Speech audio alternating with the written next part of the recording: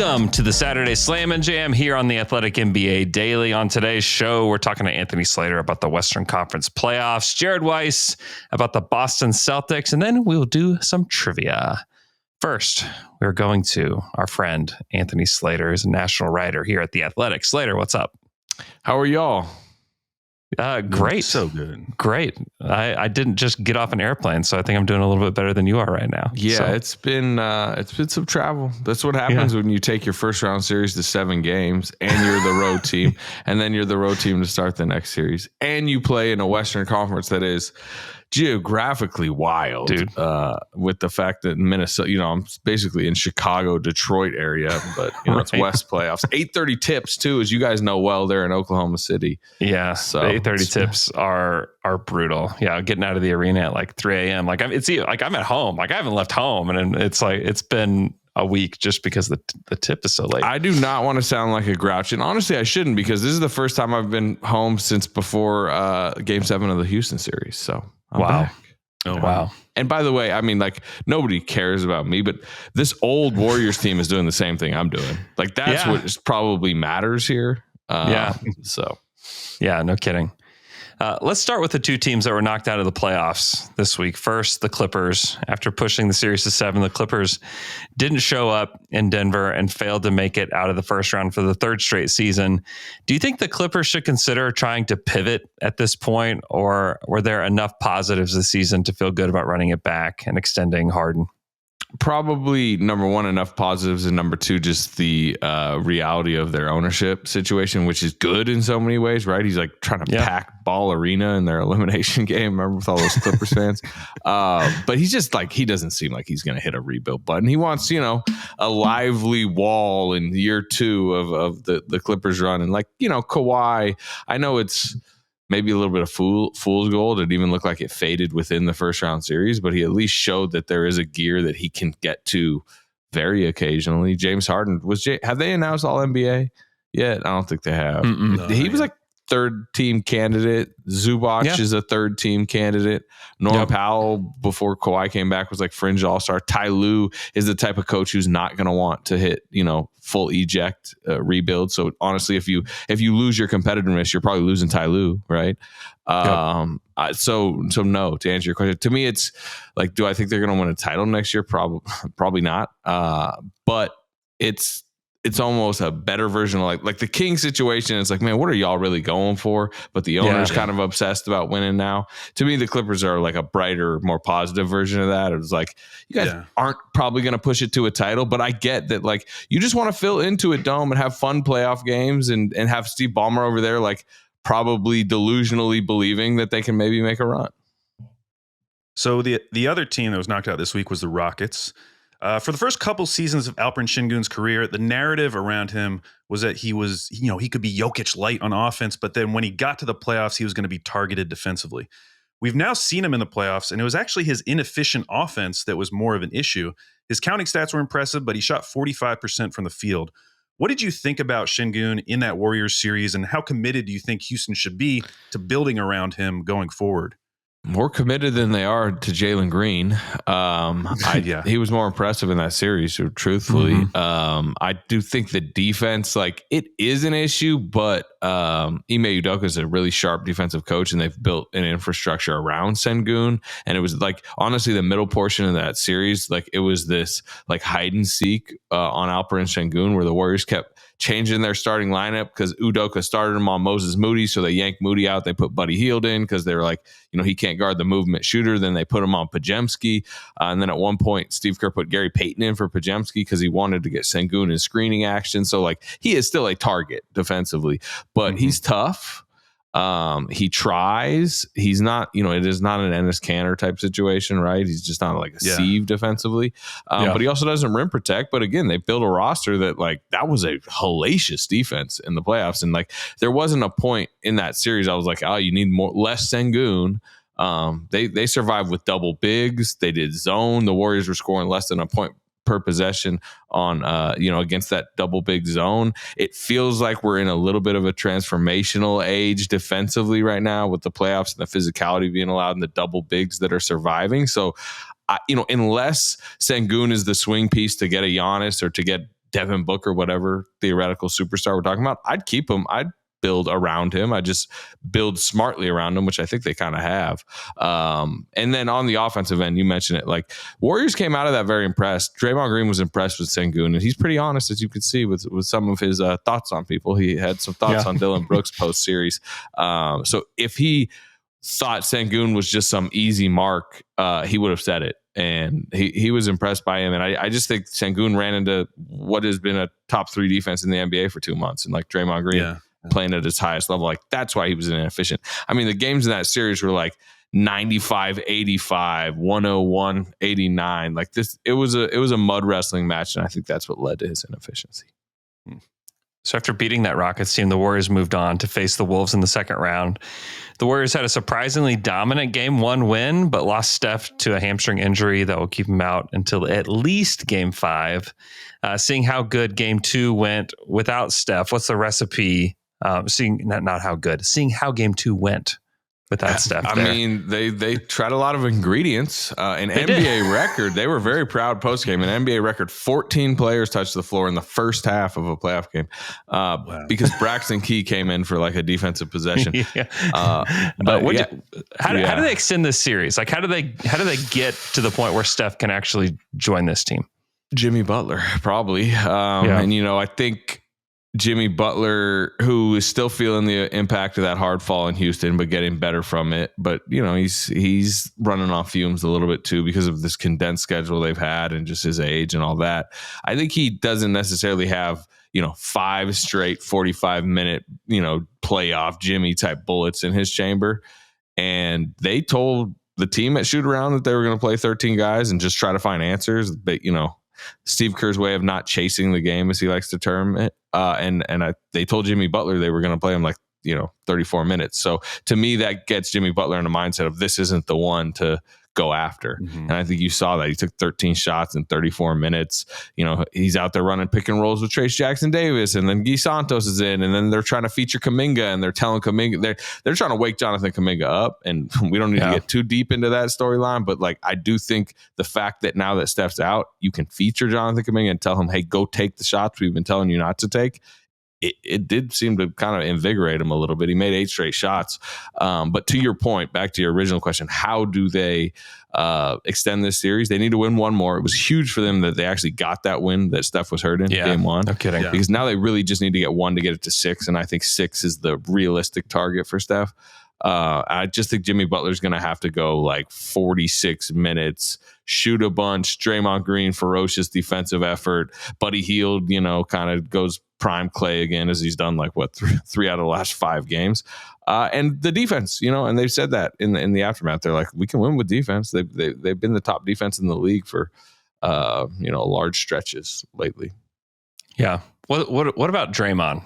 Where's everybody at with kind of the antics and where all that's been? First Take, I believe it led First Take today. I know. He's a story in sports again. I mean, they just don't want him to get suspended. And he's at 5 technicals and 7 is the 1-game suspension. And look, if he gets suspended for, what if they get it to a Game 6 with Steph, but in Game 5 he gets the 7 suspension and then he's not there? That is looming. And also, by the way, what if they get through this series? You don't reset the technical clock, and he's only 2 flagrant points away. So to me, that's the concern for them. It's been an odd playoffs because I know he went after the refs post call last night. But generally he's been good with the officials. Very few of his points and technicals in these playoffs are arguing with Tony Brothers, arguing with Zach Zarba. It's almost all these post whistle flails that Steve Kerr called it a habit. And it's a habit. I don't think last night he's going out there I'm going to get a cheap shot on Naz Reid. Can't wait to find a moment to do that. He is just doing his flailing thing that he's trying to sell calls. He's in the stage of his career. He's absurdly undersized for what he does. I mean, you guys have stood next to him before, right? I mean, 6'5", stretching towards 6'6", 35 now, does not have the pop or the athleticism he used to, yet is being tasked with being a defensive interior stopper, plugging holes, battling Sengun, battling Gobert, battling Julius Randle. And he just gets himself so wound up for these clashes And it just leads to a lot of the, this stuff, the flailing of this, the yelling at the referees. He is, generally a delightful human off the court. And I think sometimes I understand that he made the storyline today with what he said in the postgame locker room. And part of that was a Minnesota fan who said some stuff he shouldn't have and got ejected. Sure. Right. And I can sympathize a little with him that who the world thinks he is not who he is off the court, but who he has made himself to be on the court. Obviously it comes with his repercussions. I don't think the league is not rescinding these technical fouls. They're look, you got Naz Reid with an elbow, you got Fred VanVleet with a forearm, and it's going to accumulate to a point where it might cost his team. But also, as they will continue to say, they cannot tell Draymond Green, tone it down. Yeah. Because if Draymond Green tones it down, he's not good. He doesn't help them and they lose. So it's a really tough situation. Yeah. Yeah. This is what you get at this point. If you want to win, this is what you get, which it's a very tricky situation. And by the way, to his defense, not on the antics or the fouls or the technicals, this 4 titles. Obviously, people can say cost him the 2016 title, whatever, and has aged way better than I ever predicted. He was 3rd in defensive player of the year this year. And again, maybe people think he shouldn't have been. He was an all defensive team member at in year 14 as a 6'5" center. He's still good. He's still really good. And this is how he's good. It just comes with its side effects. It's they want him to get as close to the fence, the electrocution fence without getting electrocuted, but he gets electrocuted a lot. So, Anthony, you wrote a great article this week about the ways in which the Wolves and Warriors have been linked to each other, going back to the 2009 draft when then Wolves GM David Kahn drafted 2 point guards before Curry, who was drafted at number 7. One of the more interesting links is the 2020 draft. And I was wondering, for our listeners who haven't read the piece, could you recap the Warriors' approach to that draft and what happened when they worked out Anthony Edwards? Yeah, Anthony Edwards acts like it's a career-changing moment when he they went down to Atlanta. You guys remember 2020 draft, obviously the COVID draft, where it was or if you can probably think about the situation, it's an Atlanta gym where you have to be spaced out. You're only allowed to have very select members of the organization. There was Joe Lacob, Bob Myers, and Steve Kerr in masks, I can imagine, right? Watching Anthony Edwards and his trainer work out, right? You're not bringing your guys in, you're not bringing your workouts, your assistant coaches. It's just Anthony Edwards and his trainer, while from afar, Steve Kerr and their, brain trust watches. And Anthony Edwards, the way Steve Kerr tells it, he's oh, okay, this is a long warm up. He's just, kind of getting the blood flowing. When is this workout going to start? And after 15 minutes, it was we're wrapped. That was the workout.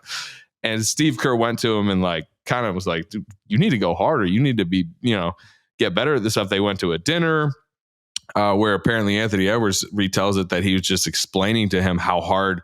You guys have seen Kevin Durant work out in person that. It's just game speed, one dribble pull up, game speed, one dribble pull up. And Steph Curry, it's obviously very similar. Klay Thompson, if you ever seen him go through a shooting routine, Steve Kerr has that experience obviously and brings that to Anthony Edwards and doesn't really think anything of it, right? He's just, sharing a story with a draft prospect.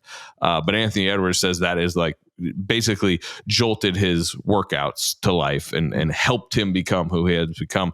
For the Warriors, I can imagine they won't tell it this directly, but kind of turn him off the Anthony Edwards, trail a little bit because you guys remember pre-draft, that was the questions, the drive. Remember, did he have some quote that got picked up about how he wanted to play football? That was his real love. Basketball wasn't even his best sport or something like that. Yeah. Yeah, that was kind of the concern about him entering the draft. There was I remember because it was Minnesota maybe taking him one and did. There was some Andrew Wiggins, is it that type of situation? Yeah. So again, the Warriors are not saying that workout is the reason we didn't, try to get aggressive and get up and get Anthony Edwards, which I believe they could have done. And they love James Wiseman. They thought it was the right fit at the right time. And I know that's been pinned on Joe Lacob. And do not get me wrong, Joe Lacob was very much about that draft pick and as in the aftermath called him a generational center prospect. But that was Steve Kerr liked the pick, Bob Myers liked the pick, the players liked the pick. They liked the James Wiseman selection. And obviously it did not work out. Yeah. We're recording this on Friday afternoon before Cavs, Pacers, and Thunder Nuggets game 3. What's been the single most surprising thing for you that's happened just in the playoffs in general so far? I mean, probably like this 2-0 Knicks lead maybe feels the most out of left field. I mean, even watching the other night, what did the Celtics go up early? It was like it felt like your classic game 2, just favorite stomps away. Yeah.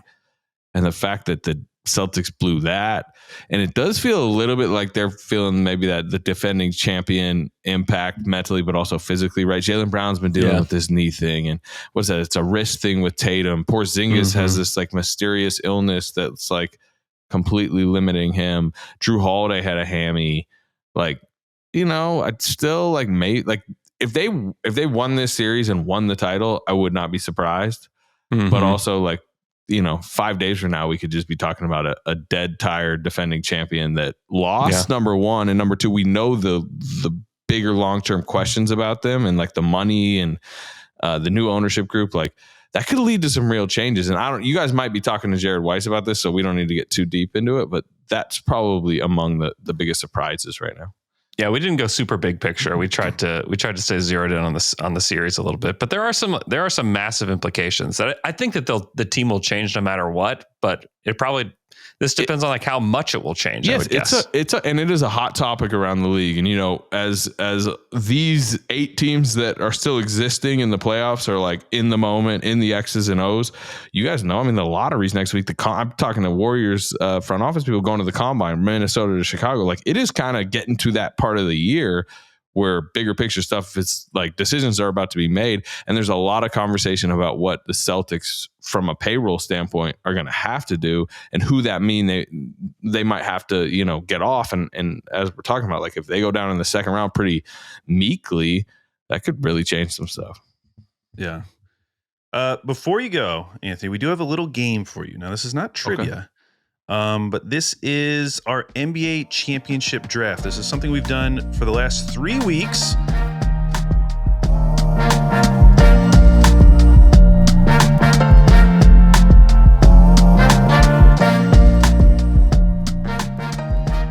You'll be able to see the results of the last 3 weeks on the right-hand side if you're watching on YouTube.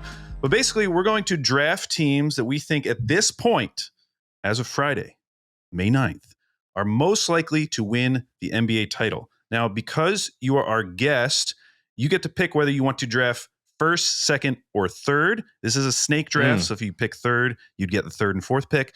And we're only going to draft 6 teams, which I'm just going to say this up front. This is the most difficult week that we have ever done. Yeah, this is crazy because, like, you got to decide what you think about this Celtics series. You know what? I'll take the backside of the snake draft. Okay. Andrew, do you have? I'm going to force y'all into a tough decision up top. Actually, Andrew, I feel like I know what you going up top. I feel like he's staying local up top. It's not too difficult for that one. Okay, Alex, why don't you go first? Okay, fine, great. Okay, I'm taking OKC for the first time. Okay, yeah. Yeah, for the first time, I've taken all East teams, but now, based on how things are going, I am going back home and taking the Oklahoma City Thunder, who could lose tonight. By the time people are listening to this, they could be down 2-1 to the Denver Nuggets. I mean, it's possible. It's definitely possible. Slater, what's your feel on the Thunder right now? Yeah, I really like them in the series still. I do think I was really curious how they were going to come out in game 2 because that was the first bit of like adversity and especially like even aimed towards like decision making process and like all the things that the Thunder hold like pretty dear right now, which is just like the disciplined nature of like we foul up 3. It was like, oh well, you screwed up that game. Yeah. And Chet Holmgren had 2. We know Chet, like he's really hard on himself. I was wondering how he'd come out. He was impressive. They were impressive. I think the West is breaking right for them because I like them in a Minnesota matchup, as we'll probably get to as we decide what other title contenders here. Like this Steph Curry hamstring injury just probably derailed the Warriors season. That's likely how we're going to retell it. Like I think if Steph Curry was healthy, one of us would pick the Warriors pretty early here. But I probably won't pick them at all because of it, because I just don't think they can survive it. So I think they got a path to the finals. We'll see on like Jalen Williams, Chet Holmgren being like a true number 2, but I'm not sure you're going to need it. Defense is still great. It would seem to be the obvious number 1 pick only because the Celtics are fading. Yeah. So Andrew sure. And Cleveland, I should say, by the way. I was going to say Cleveland too. I did want to say that Chet after the game did talk about how Kenrich Williams basically came over to his house the day after and just was like wanting to watch the games with him and like gave him just like some perspective on like how he should handle missing those free throws. Like basically like just like lean into it. Like be like you should want to shoot free throws again. Like you need to go into this game wanting to shoot free throws. I think he took 7 in game 2 and made them all, and so like there's just a good mentality there too, behind that. Cause like sometimes moments like that can derail you for a series or for your career that are that bad that where you feel like, I mean, he probably pins the game on himself because he makes those 2 free throws. Even if he just makes the second one, you get their defense set and like maybe you can stop them. But anyways, I thought that was an interesting note. Okay. The second team here, I feel like it's already tricky. It is super hard. This may be really, really dumb. I'm still taking Boston here. Okay, I knew you were going to take them. Yeah. Down 0-2. Down 0-2. It looks bad. It looks really bad. I was watching that game in the Thunder media dining, and Tony Jones, who is a huge Knicks fan, who's covering the Nuggets for us at The Athletic right now, was just going bonkers. There, he was so pumped to see the Knicks beat them. But I still just think, Jared is going to talk about it, but like there are just these moments where it's like, man, like just shots that should have gone down that didn't. Like not just one, but multiple shots that were good shots, and I kind of believe in that in the process for them, and I just think it will go right ahead. He just believes. I just believe. I do. I think they're gonna. I still think they'll win this series, and I think that the Knicks fans. I mean, I feel for Knicks fans if they do, just because you're riding high right now. That would be a pretty awful collapse, but I'm still sticking with Boston. I was hoping they were going to fall to me in the 3-4 spot. It was going to be great value in the 3-4, and I thought you were going to be scared off. No. That was, I don't know what to do here, really. If I just process of elimination, I just said it. I think Steph Curry derails the Warriors. I think Denver's going to lose to the Thunder, so I'm taking those 2 off the board. Like I might have to take Minnesota by default because it's like they seem likely to advance, but like, do I think Minnesota is going to win the title? No. And then you look at the East, like, you know what? I mean, give me Cleveland at one of these 2. It sounds absurd, but they're at least getting their guys back. Like there's at least a path of like, oh, well, yeah, they were missing a lot of their best players. Now they look good again. You could hedge and take Indy. Yeah, Indy, it would be, but then it's like, okay, Andrew's Celtics ride into the next round and sweep, and I don't know. Maybe I should just take the Knicks. No, give me Minnesota. It's absurd, but it's like, at this point, I think they're of this group, maybe that have the easiest path to the conference finals.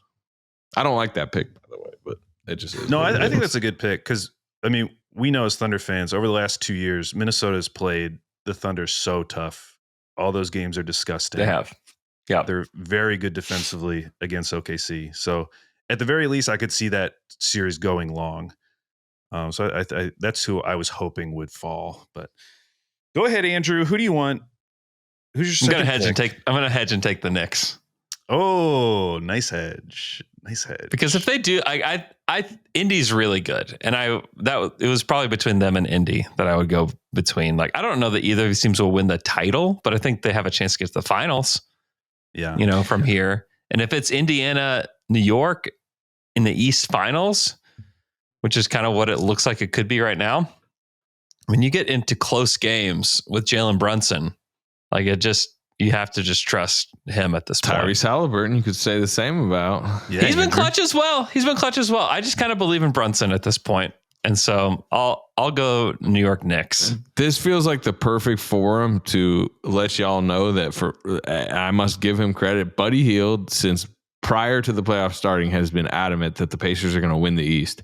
And I've been like, no, they're not. I remember you telling me that. They're going to win the East. They're going to win the East. And now I'm like, now he's got to be really loud about it. Yeah. It's getting there. He I'm got some gonna other with things Buddy. to figure out right now. But Right. It would be between Denver and Indy, but I'm going to go with Buddy. Plus, I made my bold prediction at the beginning of the playoffs that the Pacers were going to make the Eastern Conference Finals, which now doesn't seem that bold at all. And did not work out the way I wanted because Cleveland got hurt. But right. I just think Indy's playing great right now. And you should be terrified of Halliburton as well. He seems automatic at the end of these games. And so it feels weird leaving off Denver. But leaving off Jokic and Steph Curry, although obviously not actually Steph Curry, but it does feel weird. Yeah, it does feel weird leaving Denver off. Yeah, it's like the injury to Michael Porter Jr. I think is relevant, and the fact that they're already thin and they're relying on a guy who's got a busted shoulder, who needs to be one of their best 6 players. They're just so thin right now. They could, because they have Jokic, they could still win this series. They could be up 2-1 by the time you're listening to this. But I think between Indy and Denver, Indy just has the clear path right now. Man, I forgot this is going Saturday, so I'm going to look brutal when my number 1 pick is down 3-0. I told you to hedge. I told you to take Indy. It's all right. I got the Wolves. I got the Wolves. Slater, thanks so much for coming on the show. Please go read Slater today at The Athletic. Go listen to Warriors Plus Minus on your podcast feed. If you're looking for recaps of these games, they have podcasts that are usually up pretty quick after the games are over. So go check that out. Anything else you want to plug? No, I'm good. Just follow along on The Athletic. It has been an interesting playoff. Great playoff league-wide. It really has. Yeah, no kidding. Thanks, Slater. All right, y'all. With us now, friend of the show, friend in my life, Jared Weiss, who covers the NBA for us here at The Athletic. Jared, what's up, man? What an honor to be a friend and be in your life. It's like almost equally honorable things. Yeah, it's beautiful. It's a beautiful thing. So after winning 61 games this season, the defending champs are now down 0-2 to the New York Knicks, dropping both games at home. The Celtics' outside shooting has been the big story. They've missed 75 out of their 100 three-pointers through 2 games. It's very, very kind of them to produce such a nice round number there. The most misses in consecutive playoff games in NBA history, which is just insane.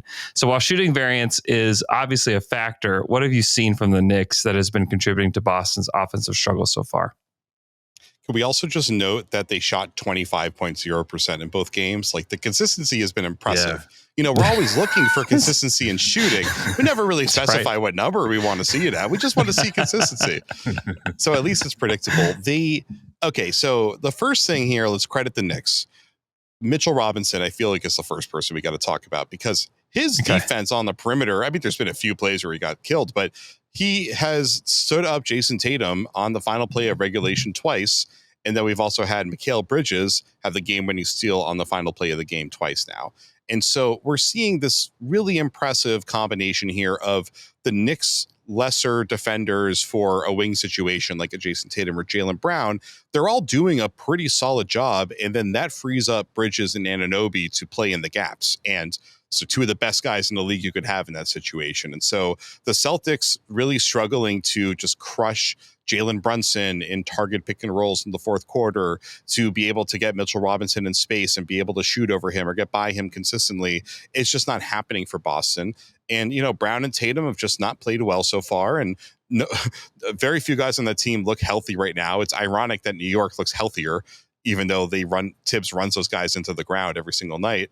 But then also like the Celtics are missing a crazy number of completely uncontested threes. And you go back and you watch the fourth quarter of that game, in game 2, and like Jaylen Brown misses a completely uncontested pull-up 3, like in rhythm. Jason Tatum gets a corner 3, and there's nobody on the same side of the court as him, and he clanks it. Horford misses the same shot. Like everybody on their team that hits those wide open threes missed them all. And any one of those goes down and they win the game. And so, that happens in games. Guys miss shots. You can't just be like, if that person made that shot, they win it. But we're talking about like the best shooters on the team that's the best shooting team in the game missing completely uncontested looks. And so that's the kind of stuff that should correct. Usually that corrects over the course of a series. And if the Celtics are making some of those completely uncontested threes that they are creating in the fourth quarter, then we're looking at this completely differently. You mentioned Tatum. Looking over his last 3 postseasons, he shot 32% from 3 in the 2023 playoffs, 28% from 3 in last year's playoffs, currently shooting 32% from 3 so far in this year's playoffs. Each of those playoffs runs, he's taken 7+ threes per game. What do you think the future is for his outside shot? Like, is there a breaking point where he's just not consistent enough as an outside shooter where he has to change his shot profile, even though it's such a big part of the Celtics approach? Yeah, so listen, I got a copy of the script for next year. And the very first line in the script, it says, Jason Tatum, playoff shooting percentage, 32.3%, 7.2 attempts per game. It's in the script, guys. There's nothing we can do about it. Like, this is what's going to happen with Jason Tatum. He's going to shoot kind of mediocre from 3 in the postseason. And there are probably some things he could change about that. He can maybe go away from ISO step back culture, which is the only way I could describe it at this point. For 3 in a row, maybe it's one of them. And if it goes down, you get another one. And maybe you don't try to shoot 3 in a row and you miss 2, miss 3 of those. I think that there are things that he can amend to his game in the postseason. But I also think maybe part of this is that the guy doesn't really rest during the regular season much, and they had to really force him to this year. And so he probably also is just kind of wearing down a bit in the postseason because of how physical he plays in the playoffs and how hard he defends in the playoffs, that it's going to affect his shooting. So maybe there's just more maintenance and load management that needs to be done over the course of the season, and maybe that needs to be done during the postseason as well, because like we were saying before, like the guy missed a shot that should be absolute cash for him at the end of that game. We're seeing that. We saw that happen earlier in the year. Every single season, his shot kind of falls apart. He fixes it halfway through the year, has a stronger finish of the year. And maybe it's just kind of that cycle again. But I think that's just it's what it's going to be with JT. And that's the difference between JT and an MVP level player, is just that like an MVP level player is probably going to hit 40% on those threes, and they're going to score a little bit more per game. And that's going to be a little bit of that edge. So on the other end of the court, the Knicks offense hasn't been great in either game, but they have consistently been able to generate shots down the stretch in both of the comebacks. What have been some of the Celtics' biggest issues defensively at the end of these games? Well, I think the Celtics' biggest issue has been offensively, more so. There's some sort of airborne Pistons virus going around, I guess, in the NBA right now, where whoever the Knicks are facing just catches this crunch time deficit.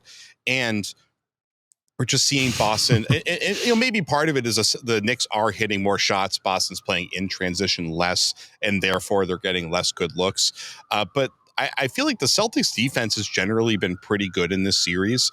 And you look at the Jalen Brunson baskets in crunch time. Have you ever seen a Jalen Brunson basket in crunch time and you're like, wow, the defense is terrible there? Like, not that often. I feel like he usually just hits really, really hard shots that very few guys can hit.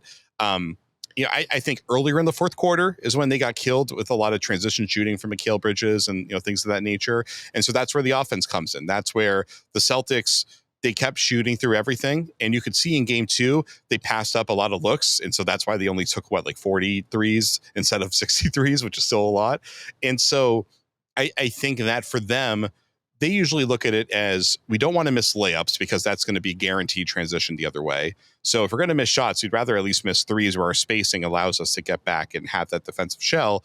But if they're just missing so many shots and they're guarding in transition so often, there's going to be holes there. So Boston's defense usually starts with their offense, and I think that continues to be the case in this series. So Jared, you've been around this team for several seasons. You've seen them fall down 0-2 before, most notably in the 2023 Eastern Conference Finals against Miami, which they ended up losing in 7.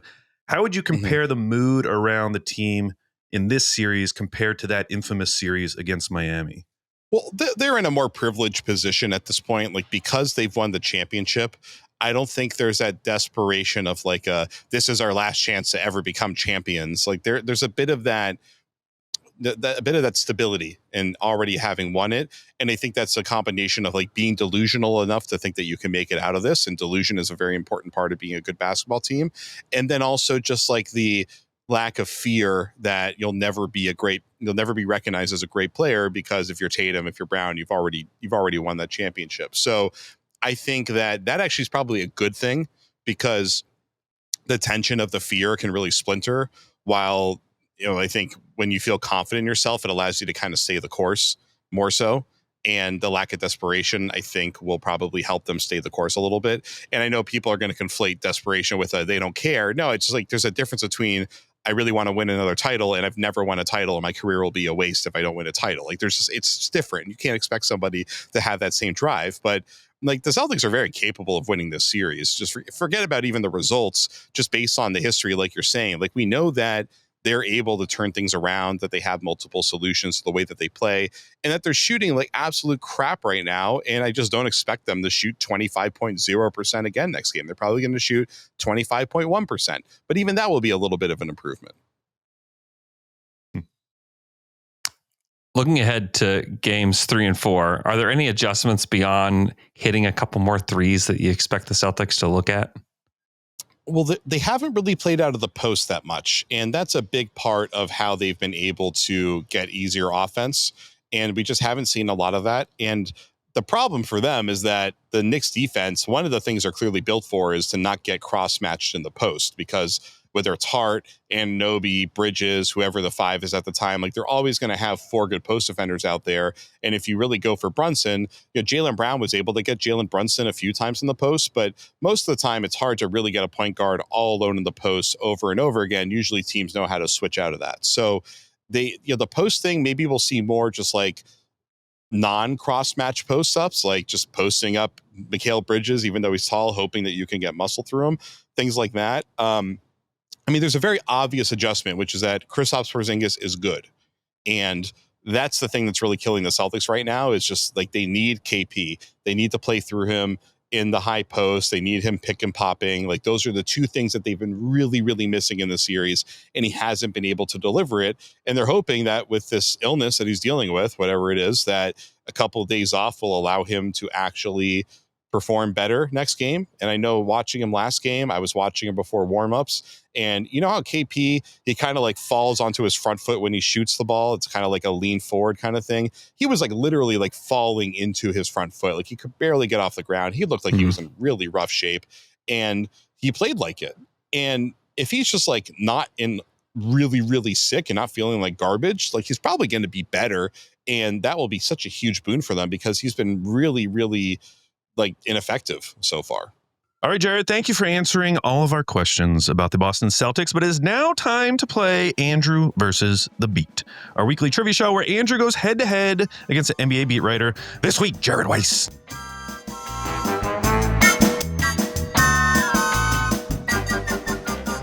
Now, Jared, you've played this before. You know how it goes.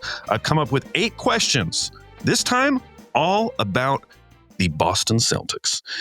You're going to give me a number between 1 and 8. It'll correspond to a question. If you get it right, you'll get at least 2 points. If you get it wrong, Andrew will have a chance to steal for 1, and we'll go back and forth until all the questions have been asked and answered.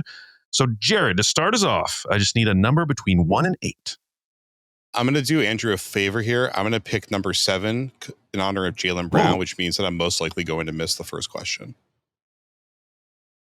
Okay, question number 7. According to Cleaning the Glass, when this Celtic is on the floor during this year's playoffs, the Celtics offense is 22.9 points per 100 possessions better than when he is off the floor. Who is it? I have no idea who it is, but it has to be Luke Cornett. It doesn't have to be, because it's not. Jared, that means Andrew, you have a chance to steal. Celtics offense is just amazing when this player has been on the court in the playoffs. Wow. It would be hilarious if the answer was Jaylen Brown. Derek White? I don't know. That is also incorrect. The correct answer was Peyton Pritchard. Peyton Pritchard. I guess that would make sense. Wow. It's funny because it feels Andrew, like he's not having a great series. Lord is yours. Number 1. Question number 1. Oh, this is great. Last week, one of our trivia questions was about James Harden's low-scoring games in the playoffs. So we're going to do it again, but this time with Jason Tatum. So Jason Tatum has played 119 playoff games. In what percentage of those games did he score 15 points or fewer? Now, Andrew, you get to choose who answers first. You can make Jared answer first, and then you go higher or lower. Or you can answer first, and then Jared would go higher or lower. If Jared got it exactly correct, though, he would get a bonus point. I'll let Jared guess. I can't even begin to think of a baseline number for that one. For reference, Jared, last week when we did the same question about James Harden, the correct answer was 25%. 25% of his playoff games, he scored 15 points or fewer. To give you a rough idea of where it was for Harden. So, what do you think, Jared? What percentage of Jason Tatum's playoff games did he score 15 points or fewer? So the way I'm trying to do the arithmetic here is I'm calculating how many games he probably played his first 2 seasons when it was less likely he had a role where he would get 15 consistently. And so probably played about 16, 20-ish or so each of those, right? So I'm guessing he was below 15 half of that first year. That's 10. So I'm going to guess that what's exactly the question? Is it what percentage did he score below 15? It's the percentage, yeah. Yeah. I'm going to say it is 19%. 19%. Andrew, would you like to go higher or lower than 19%? Wow. I'll say lower. Say lower? Jared, you were within 1 percentage point. No way. But it was lower, wasn't it? And the correct answer, it was 18%. So close. I'm in that same position every week where I feel like I'm within 2 or something, and then whoever it is guesses the right one. That's funny. Here's the good news, Jared. You have control of the board. Right. I'm going to do number 8 since it was 18.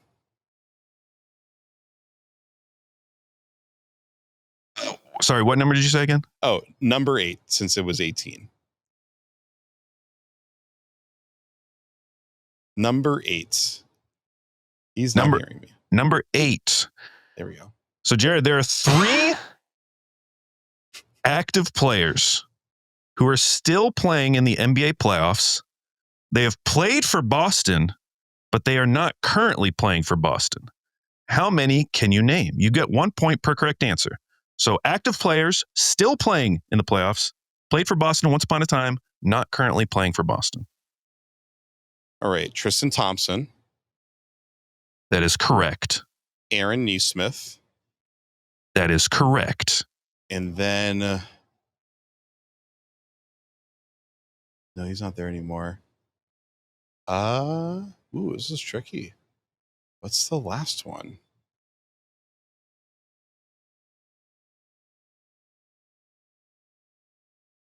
I'm drawing a blank on the last one now. I don't know. I assume the buzzer's going off any second now. I can't think of who the last one is. That's okay. You got 2 points. Andrew, you have a chance to steal the other name. Damn. I remembered now.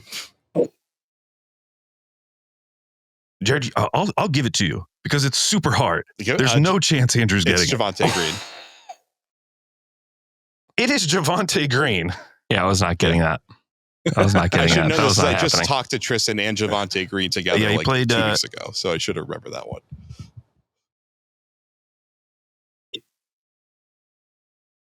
Yeah, let's see. Actually, he's played, let me see how many minutes. He's played 29 minutes so far in the playoffs for Cleveland. Wow. Okay, Andrew, board is yours. I will take number 2. Question number 2.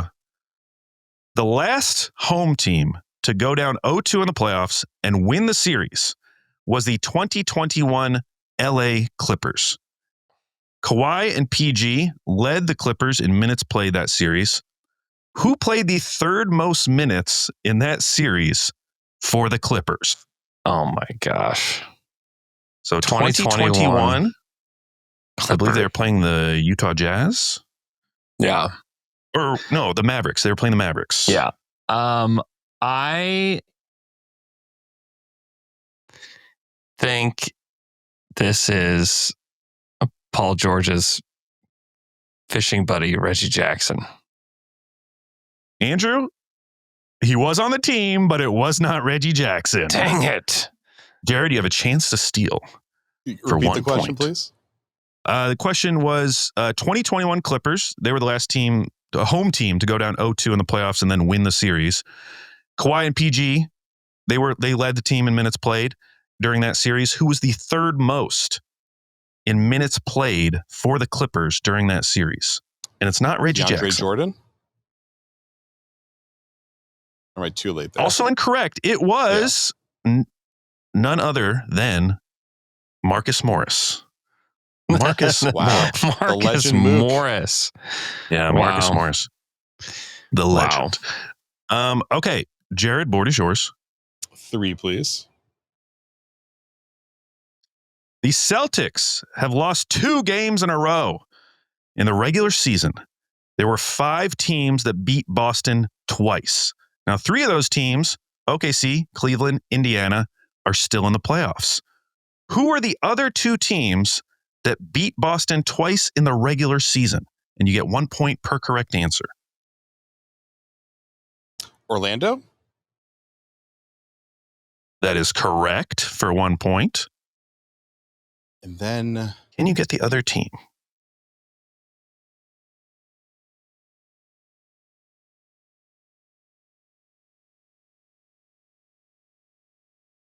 did Detroit beat them? That is incorrect. Yeah. Andrew, you have a chance to steal for 1 point. I think this is Atlanta.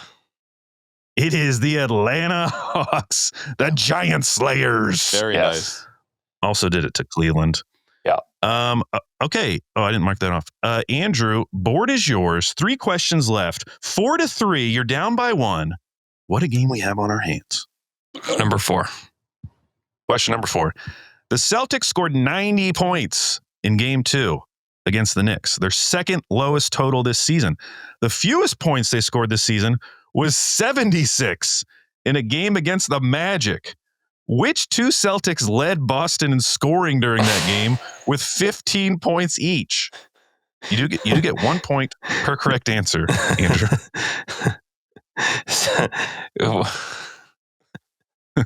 76 points. 30 of those were scored by these 2 guys. Wow. Now, this would really help if you followed this team, if you were a fan of this team.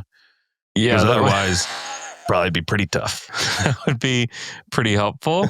How about our guy Luke Cornett? No. Okay. No. It's a fun guess, though. Would have been fun. Thank you. Okay, Jared, do you know the answer to this question? Yeah, this one's going to be a deep cut, probably. Who's so far back in the bench that I can't remember them off the top of my head? Is that Jordan Walsh? Jordan Walsh, no. Wow. No. Okay, Too far back. it's not that deep. One of them is deep. Okay, Peyton Pritchard was one of them. Be one, yeah. And then the other one, Baylor Shireman. Oh, That Baylor. was Shireman. between those 2. Wow. Damn, okay. Pritchard just seemed too obvious to me for that. Yeah. It makes sense, though. It makes sense. Dang. Because everyone else was out of that game. Yeah. Okay, Jared, board is yours. Number 5. Question number 5. Jason Tatum hasn't been scoring well, but he has had double-digit rebounds in 4 of his 6 playoff games this year. Among active players, Tatum's 47 double-digit rebound games in the playoffs ranks 8th.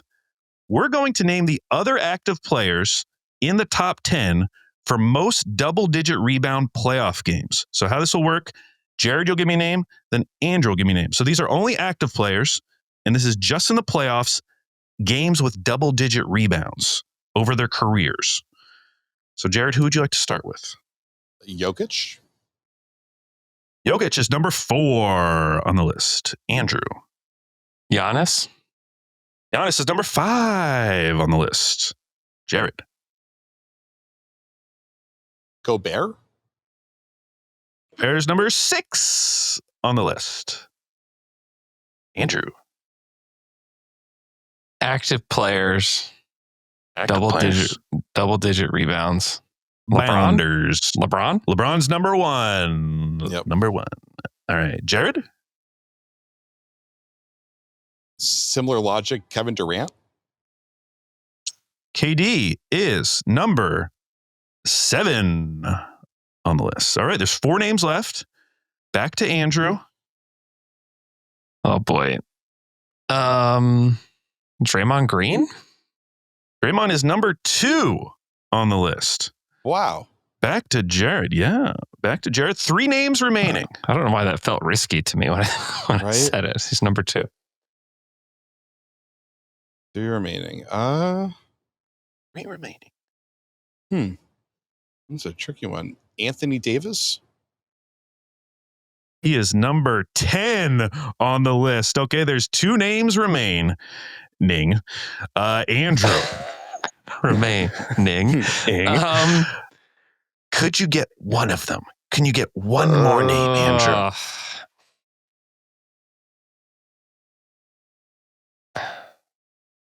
This is tricky. This is really tricky. I don't feel like this is going to be right. Towns? Karl Anthony Towns, Andrew?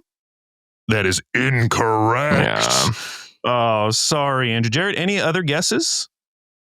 You got Kevin the points.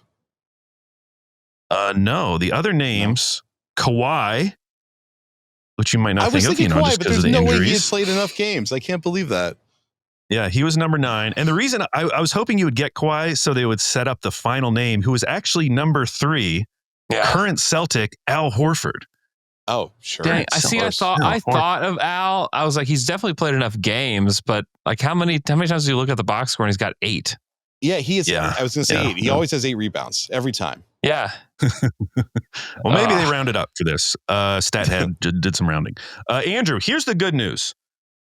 You get the final question, first dibs, and it has a potential 3-point answer, which means you could tie it up because right now it is 6-3.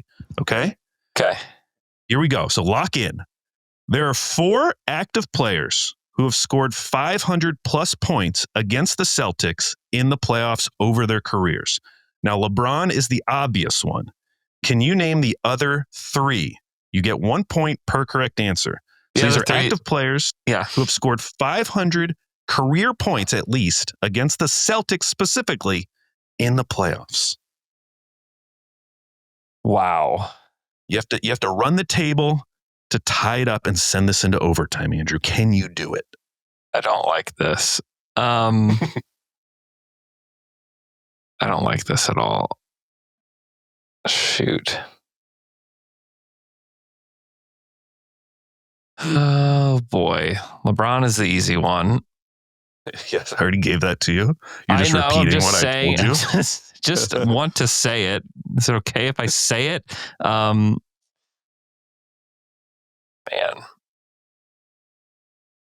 Okay. Here we go. First name. Name number 1 is... Why is it so hard for me to think of this? I feel like my brain is just completely dead at this point.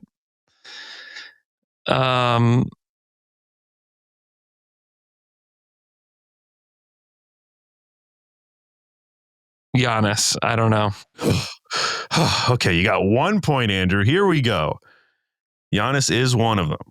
Can you get another name?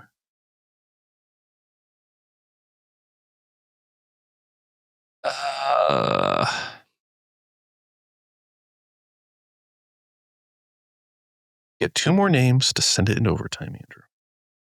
2 more names. Get 1 more name.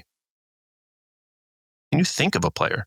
Can I even think? Name any player. Of a player at this point? I don't feel like I can. Shoot. You can't end the week by not even saying a name, Andrew. Yeah, that's a pretty bad way to go out. It would be. Name a player. Oh, y'all. I don't know. I'm trying to even think. Embiid. I don't know.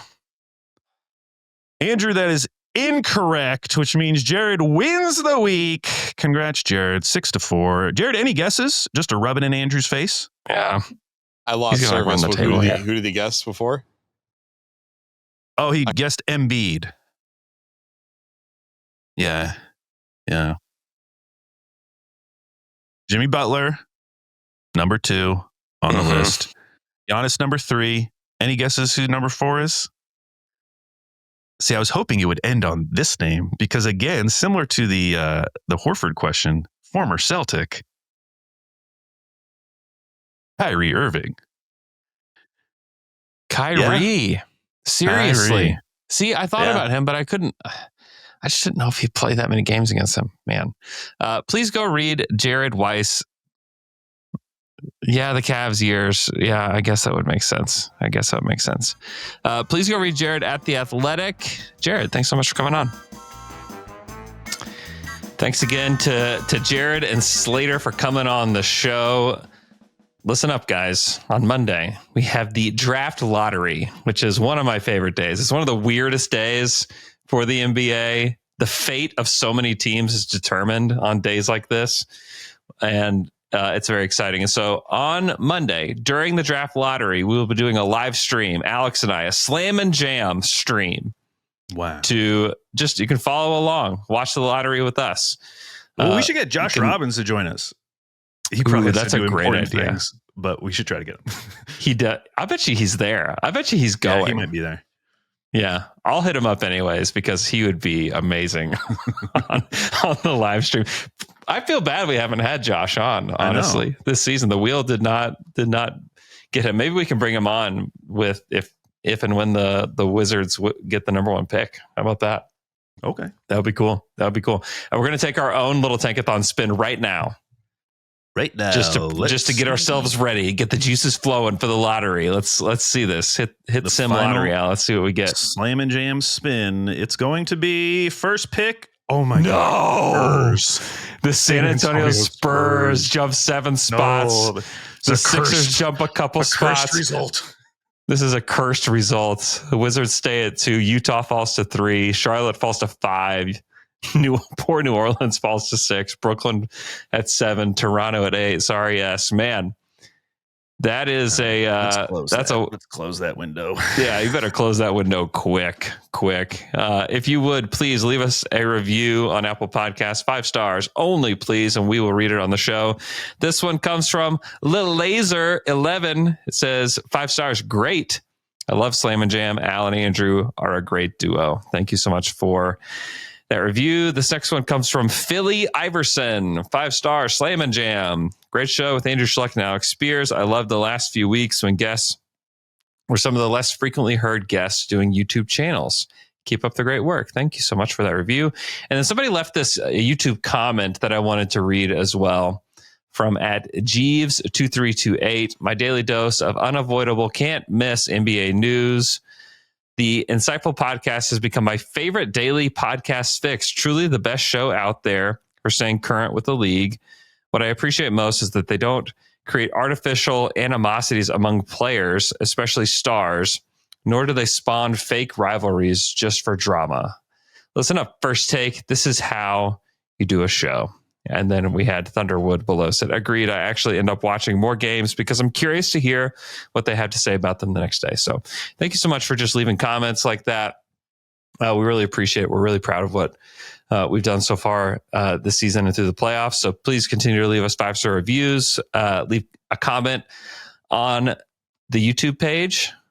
We would really very much appreciate that. If you're watching on YouTube right now, just hit the like button and leave a comment. We would very much appreciate that. I hope you guys have a great weekend. Enjoy the basketball. And we'll talk to you guys again next week.